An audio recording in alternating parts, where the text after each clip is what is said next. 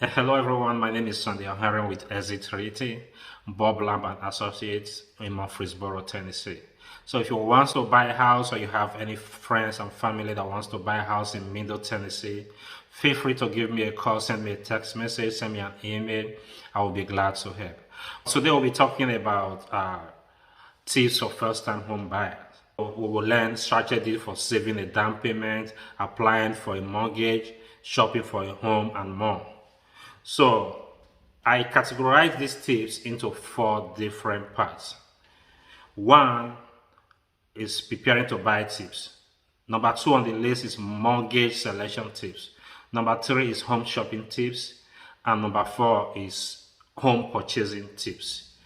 So preparing to buy tips, one, you have to start saving early.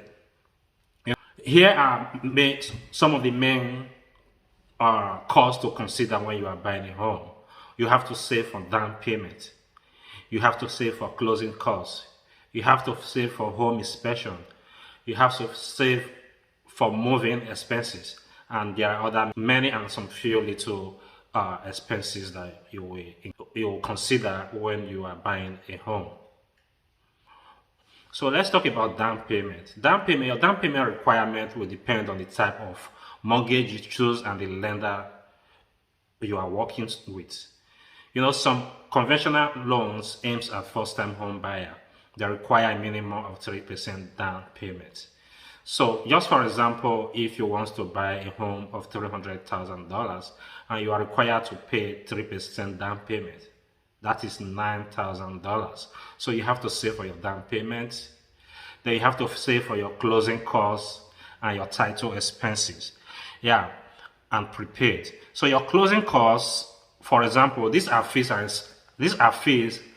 and expenses you pay to finalize your mortgage, and they may typically range between 3% to 5% of your loan amount or the purchase price of the house you are buying. So what I normally do as a realtor, I always tell my buyer that I'm going to make sure I negotiate with the seller to pay the closing costs and title expenses and prepaid. But in a situation whereby our offer is being countered in that aspect, that the seller refuses to pay our closing costs, then I make sure I go back again and counter their offer and tell them, okay, let the seller pay part of the closing costs, then why the buyer will pay the other one. But sometimes it happens, like the way the market is right now, it's a seller's market. So most sellers don't want to always pay for closing costs, title expenses, and prepaid. So I will advise you to always make sure you save money for closing costs. And you move in expenses. So under your preparing to buy tips, you have to also save money to move in.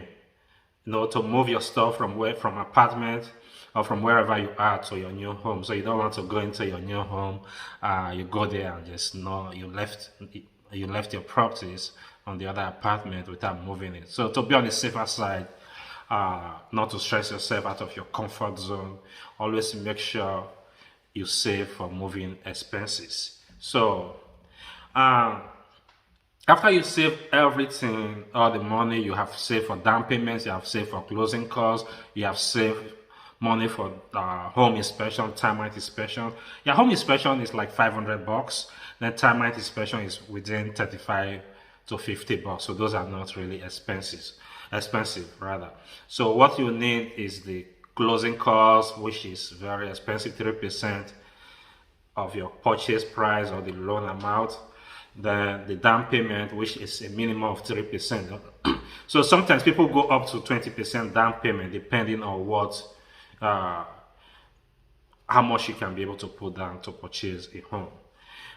So you have to make sure you figure out how much you can safely spend on a house before starting to shop for a house. So make sure you know your pockets, you know how much you can save, you know how much you can comfortably save while shopping for a house. Then another thing you should put into consideration is check your credit and your credit strength. Make sure your credit score is high. Like I always advise my my buyer, if you are going to buy a home, the minimum you should have is 680. So the higher your credit score, if you have 800 credit score or you have 700 or something, your interest rate is going to be low. So always make sure you pay your bills on time, and keep your credit card open. So you have to make sure you have a good credit score so that it can be qualified or pre-approved with a low interest rate. Then the second tips we'll be considering today is the mortgage selection tips. So I always advise all my buyers to explore mortgage options. So how do you explore mortgage options? So first of all, you have to consider the type of loans that are out there for you as a first-time home buyer. So we have the conventional loan, which are not guaranteed by the government. They are privately owned. We have FHA loan, which is Federal Housing Administration, and it allows down payment as low as 3.5%. Then we have USDA loan, which are guaranteed by U.S. Department of Agriculture. They are for rural homes, rural home buyers, and usually require no down payment. We have the VA loan, which is the Veterans Affairs loan. So it's for serving military and not serving military. So you can, you don't require any down payment. So you don't require any down payment for when you are using a VA loan, USDA loan. Then we have one in Tennessee, which is THDA loan, means Tennessee Housing Development Agency loan. So this is a very good loan. So if you are living in Tennessee and you are a first-time home buyer, I would recommend you to go for THDA loan. It's very good. They have a lot of down payment assistance program that will be very useful. So as a first-time home buyer, research for different assistance programs. So there are some grants, there are some down payment assistance programs and grants that will be very helpful. So ask your lender if they have any programs that helps with down payment assistance and closing cost assistance. So there are so many opportunities out there, and there are so many programs that I want you to grab as a first-time home buyer. Then compare your mortgage rate and fee. So I would advise you as a first-time home buyer to make sure you talk to at least minimum of 3 lenders, so that you can be able to compare the mortgage rate and the fee. Like sometimes some loan officer will give you a higher interest rate, and you have a lot of fees to pay. Then when you talk to 3 different lenders, you will have the opportunity to compare your rate and your fees. So I advise you to talk to a minimum of 3 lenders. Then after that, once you have meet all the requirements, you will get pre-approval letter from the loan officer. The mortgage company will say, okay, yeah, you are ready, you are approved, you have met all the requirements. So this is your pre-approval letter. And having that pre-approval letter will give you an edge over every other buyer who doesn't have pre-approval letter. One, the seller of the house and your real estate agent will know that, oh yes, you are now a serious buyer. So that will give you an edge, and to also tell you, okay, the amounts you are being pre-approved for. So you can't be able to buy a house more than that, more than the amounts you are being pre-approved for. So that will give you an opportunity to say, okay, I'm being qualified for $250,000 home or $300,000 home. Then then your agent will start looking for house within that range, not above that range. Then pick the right type of house and the neighborhood. Weigh the pros and cons of different type of home. Make sure you tell your agent to look at if the crime rate in that area is high, the school rating, the proximity to stores and gas stations. So you have to look at those the pros and the cons of every neighborhood before you pick a house. Make sure you pick the right house, and make sure you pick a house that is not above your budget. So what I mean is that you pick a house that is within your budget, so that you won't go out of your comfort zone to be paying mortgage.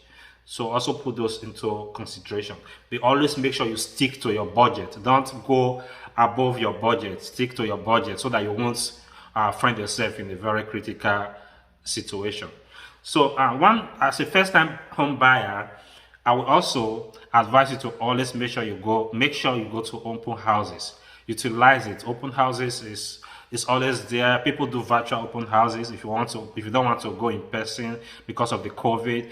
But if you want to go in person, I always advise you to wear your face mask, go with your hand sanitizer, and look at the homes, and that will help you to have an idea of the kind of home you want to buy, and it will give you edge over a lot of things when you want to buy your home. So the other tip we want to talk about is home purchasing tip. So like I will always advise every buyer, I recommend you to go do home inspection. Home inspection will tell you, some house will look very beautiful to you. You will like everything, but be surprised when the home inspection is done on that home, you will find a lot of faults, a lot of stuff that you don't even like in that home. So I recommend you to always make sure you pay for a home inspection. Then negotiate with the seller. Let your agent negotiate with the seller. How do you negotiate? What are you going to negotiate on? What do you want your real estate agent to negotiate on your behalf? For example, you want to buy a home and you put in an offer and your offer has been accepted. Or before your offer is accepted, make sure your agent will negotiate, one, for the closing costs, title expenses, and prepaid. Let your your agent negotiate with the seller to make sure the seller pay for your closing costs, title expenses. Then after that, when your offer has been accepted and the home inspection is conducted and you find that there are faults in that house, then your agent should also negotiate with the seller to fix everything, to repair or replace every item that is listed by the home inspector.